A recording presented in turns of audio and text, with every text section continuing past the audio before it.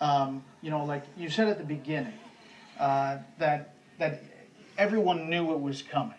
Um, do you think that we were prepared as a nation to deal with it? Obviously, the local folks on the ground responded tremendously. They stopped at least 2 other devices.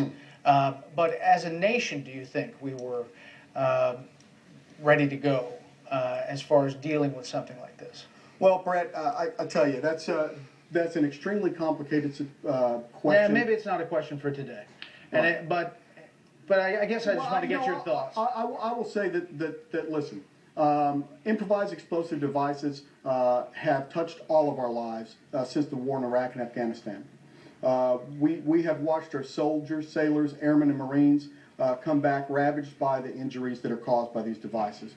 We, as a nation, have invested billions of dollars in countering them overseas.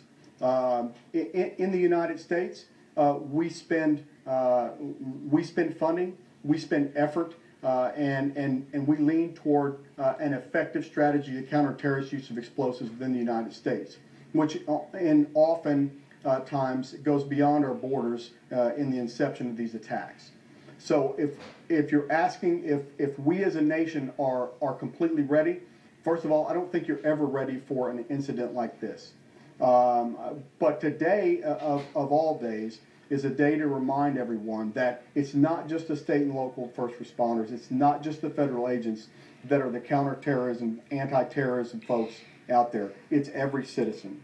If you see something, say something, and call the state and local law enforcement office. Because one of the things that we have done over the years is we have created a system where everything starts with the state and local law enforcement, and I can promise you it works. I've seen it myself. So are we prepared as we should be? The answer to that is probably never yes. Do we need to take a step back as a nation?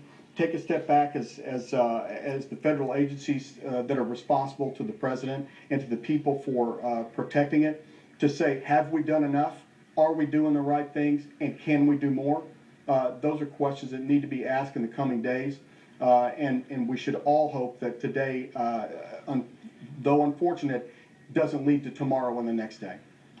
Charles Payne, former chief of the Office of Bomb Prevention at the Department of Homeland Security. Charles, we really appreciate your time and expertise tonight on All Nights. Thank you. Thank you. If you know someone who is running in the Maryland